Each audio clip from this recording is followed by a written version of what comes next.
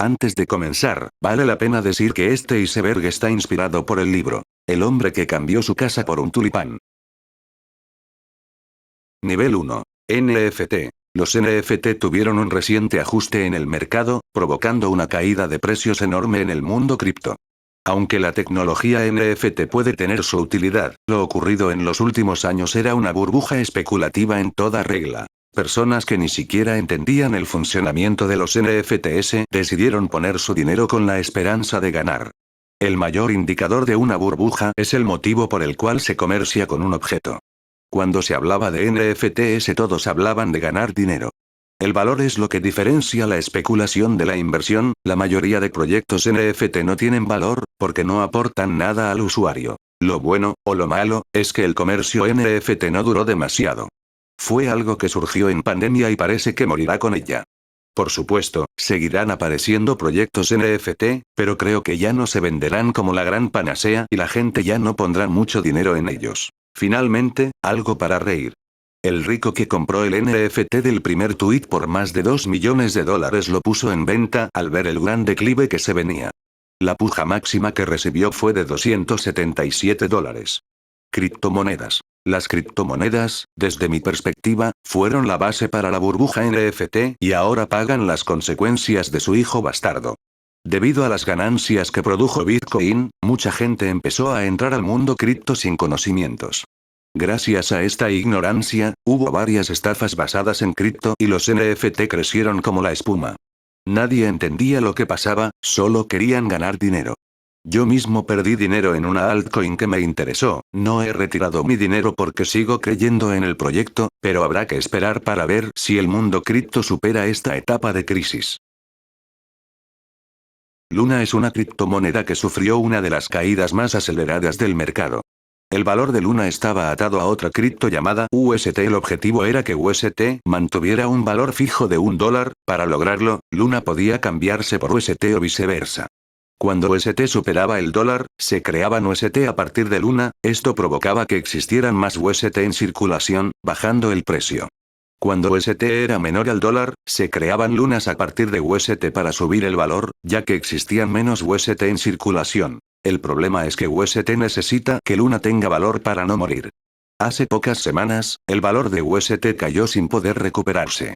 Se crearon lunas para incrementar el valor de UST, pero eso hacía que el valor de Luna disminuyera, porque habían más en circulación. Entonces, para subir el UST, se seguían creando más lunas, lo que bajaba más el valor, llegando a un punto donde las lunas no valen nada, y UST tampoco. GameStop. GameStop es una empresa que se dedica a la venta física de videojuegos. Estaba en problemas desde antes del 2020, pero la pandemia acrecentó su caída. Un par de inversores importantes decidieron apostar por esta empresa ante todo pronóstico por motivos que no vale la pena explicar. Lo importante es que para muchos era obvio que GameStop perdería valor. Entonces ocurrió algo extraño. Un sujeto en Reddit comentó que los grandes fondos de inversión estaban apostando en contra de GameStop y que era hora de hacer caer a esa gente rica. En la jerga de la comunidad, este movimiento se conoce como un short, o venta en corto. El mecanismo para vender acciones en corto consiste en rentar las acciones cuando valen mucho, venderlas inmediatamente, comprarlas cuando pierden valor y regresarlas. Rento 10 acciones y las vendo por $1000, después de una semana pierden valor y las compro por $500. Al devolverlas he ganado $500. La gente liberó su furia y empezó a comprar acciones de GameStop sin parar, provocando que el precio de la acción se disparara. El precio de la acción puede subir indefinidamente, es decir, pérdidas infinitas para quienes apostaron en contra, así que varios fondos de inversión decidieron cerrar su posición perdiendo millones. Zoom. Para finalizar el nivel 1, quería hablar de las empresas de tecnología que crecieron en pandemia, debido al encierro. Zoom fue una de ellas. Simplemente comparto esta curiosidad sobre el mercado. El valor de varias de estas empresas se encuentra por debajo del que tenían antes de pandemia. Las situaciones excepcionales pueden producir estas pequeñas burbujas, donde algunas personas pueden ganar dinero, pero la mayoría seguramente lo perderemos. Nivel 2. .com. La burbuja.com de los años 2000 involucró a varias empresas que generaban millones de inversión solo por tener una página web. La euforia de las nuevas tecnologías provocó que la gente pusiera su dinero en empresas de tecnología, sin importar que tuvieran un modelo de negocios, simplemente bastaba escuchar la palabra Internet y ya tenías 10 inversionistas. Esta situación fue referenciada en Los Simpson, lo único que importaba era generar visitas, no tenían manera de ganar dinero. Similar a lo ocurrido con cripto, la gente se subió al barco por la euforia, y luego notaron que nada de eso tenía valor. Tulipanes. La crisis de los tulipanes fue una burbuja especulativa ocurrida en los Países Bajos, en el siglo XVII. La crisis surgió a raíz de una tendencia llamativa. Los comerciantes del lugar escucharon que los nobles de otros países estaban dispuestos a pagar altos precios por los tulipanes, considerados un lujo. Empezaron a comerciar con bulbos de tulipán, una persona compraba el derecho a poder comprar los tulipanes bajo cierto precio. Luego, se convencía a otra persona de comprar los derechos por el bulbo de tulipán. Todo se fundamentaba en la creencia de que serían capaces de vender los tulipanes a enormes precios. Sin embargo, llegó el punto clave, la gente ya no pensaba en los tulipanes, simplemente veían que una persona compraba un bulbo de tulipán y en una semana estaba generando ganancias al revenderlo. Así que se compraban bulbos únicamente para revenderlos. Cuando los precios crecieron demasiado para que alguien estuviese dispuesto a pagar, la burbuja reventó. Los bulbos cayeron a cero. El 5 de febrero de 1637, un lote de 99 bulbos de tulipanes se vendió por 90.000 florines, esa fue la última transacción que generó ganancias a su vendedor. Al día siguiente, los bulbos no encontraron comprador. 1929. La crisis de 1929 es un objeto de estudio muy interesante, porque es la culminación de nuestras aspiraciones capitalistas. Adoración al dinero y nada más. En esta crisis, la gente encontró la forma de ganar mucho dinero sin tener que trabajar ni estudiar el mercado. Una fantasía. Todo empieza con la especulación, los precios en la bolsa de Estados Unidos estaban subiendo y por eso, mucha gente compraba más y más acciones. La subida de precios de las acciones estaba relacionada con la demanda de estas y no con el valor de la empresa. Sin embargo, todos querían hacer dinero. Luego, nacieron empresas cuyo único propósito era estar en la bolsa de valores, simplemente estaban ahí para que su precio incremente con la demanda. Por supuesto, tenían una labor: comprar acciones. Así que teníamos empresas que compraban acciones, provocando que el precio siga subiendo, y por ello, su contabilidad reflejaba esas ganancias. A su vez, eran empresas públicas, así que la gente podía comprar sus acciones y los precios seguían subiendo. Para echarle más pólvora al fuego, la gente empezó a sacar préstamos para comprar acciones. Cuando la burbuja explotó, porque ya nadie quería pagar tanto por esas acciones, la economía se fue al demonio porque los inversionistas no tenían dinero para pagar los préstamos y muchos perdieron todo cuando las acciones se fueron a cero. La clave para invertir está en encontrar empresas con valor. Si únicamente nos guiamos por las ganancias entraremos en una burbuja, un esquema Ponzi que se sostiene en los nuevos ilusos, cegados por la avaricia. En la crisis de 2008 habrá un flashback lamentable. Japón, crisis inmobiliaria. La crisis de Japón es una introducción interesante y más simple a la crisis de 2008. La economía de Japón era una estrella en los 80s, el gobierno decidió promover el crecimiento con préstamos generosos para las empresas. En determinado momento, las empresas comenzaron a comprar localizaciones, las razones iniciales no son importantes, lo importante es el punto clave. Los precios de los inmuebles se dispararon, así que el valor de las empresas se disparó de igual manera. Entonces, más empresas japonesas comenzaron a comprar inmuebles para que su arca creciera de la noche a la mañana. De igual forma, las empresas más grandes podían solicitar mayores préstamos al gobierno y también lo utilizaban para comprar inmuebles. No se necesita mucho para que una burbuja explote. Cuando los precios de los inmuebles cayeron, el valor de las empresas cayó. Varios inversionistas perdieron su dinero en las acciones de empresas japonesas. Las empresas no contaban con capital para pagar los préstamos. No es difícil imaginar el infierno que se armó.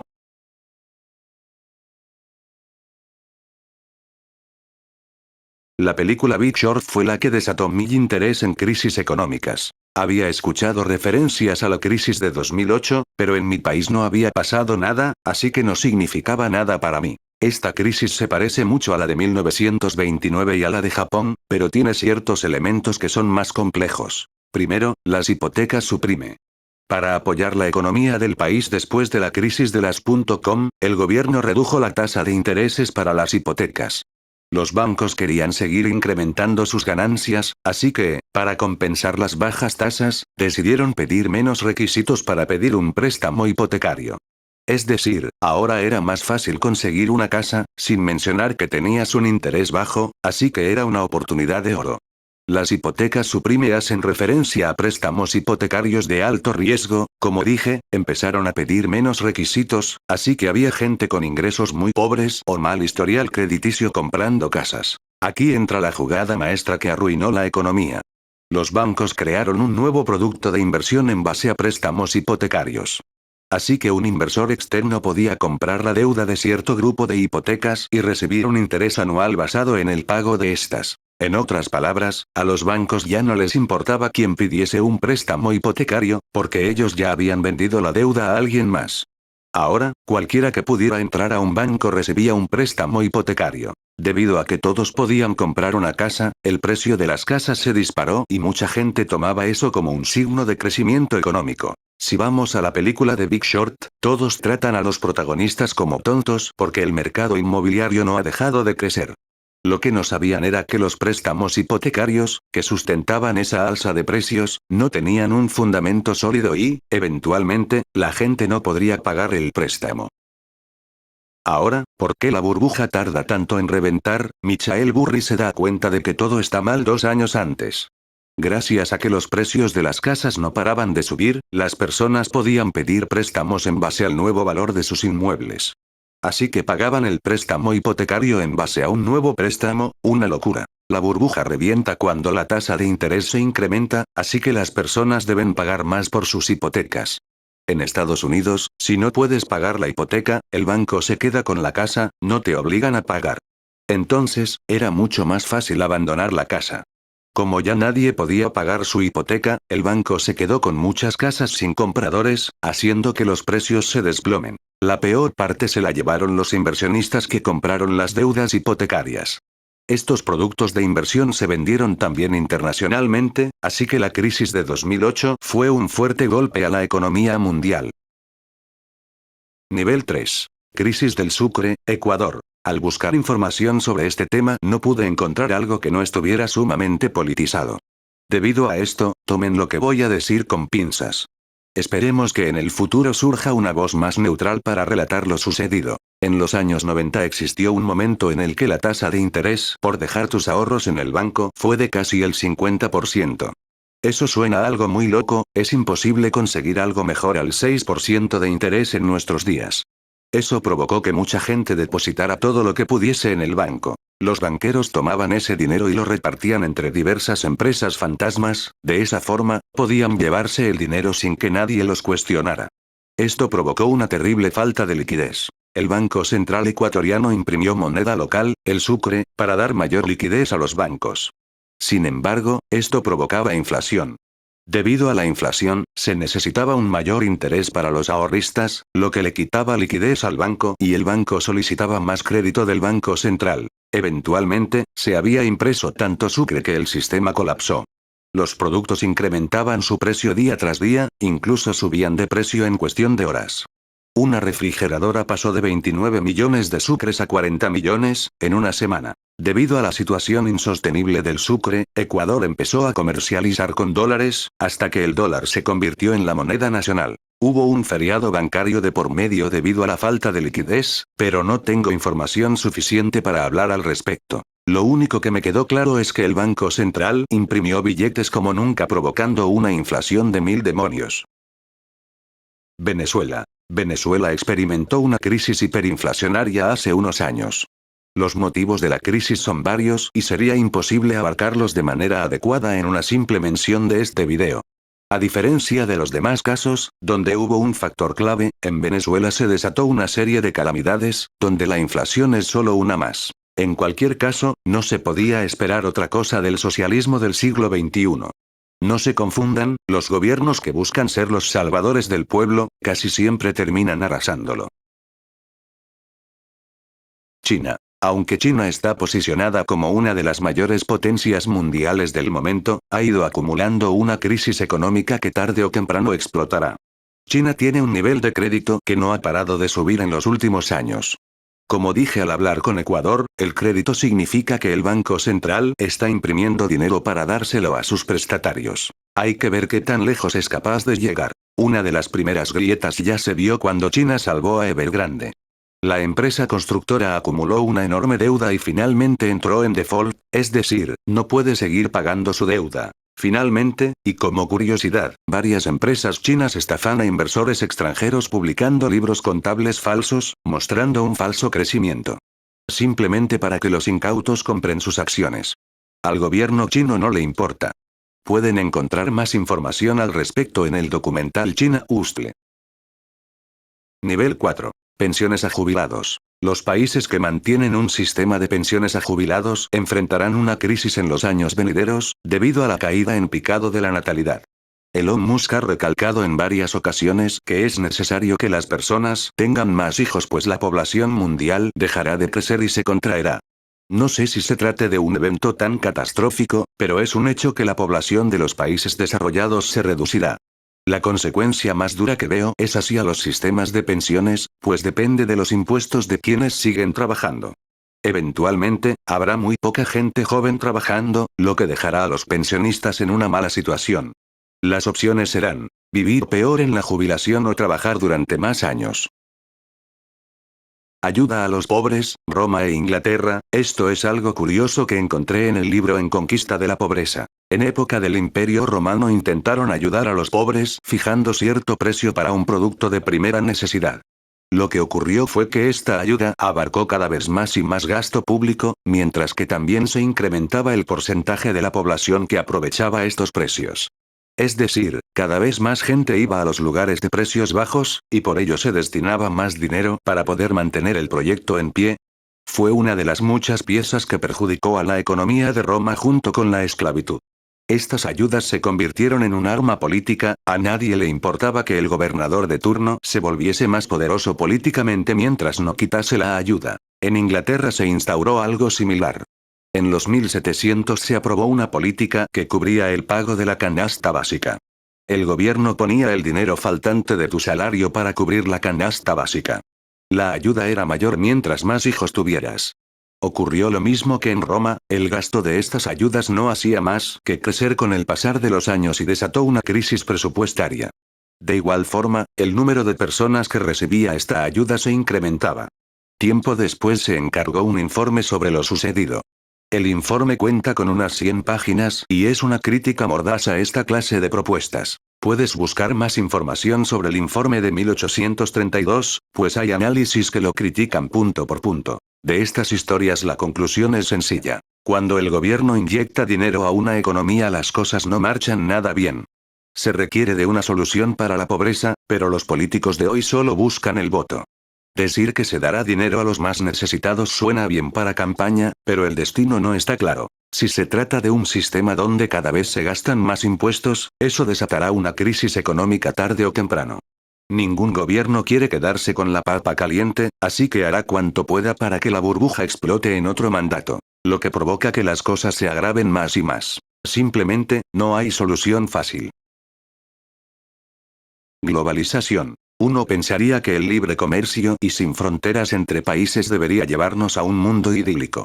Sin embargo, terminó destapando una enorme máscara de hipocresía. Grandes empresas de países desarrollados se aprovechan de las materias primas de otros países más necesitados. El material que recomiendo sobre esto es el libro No Logo y la serie de Netflix, Rotten. Las grandes empresas sobornan a gobiernos locales para adueñarse de recursos tan importantes como el agua. Los intermediarios que convierten el cacao en chocolate ganan millones de dólares sin que los productores vean un centavo. Apple explotando esclavos al otro lado del mundo. Una situación que fue parodiada en la serie Silicon Valley.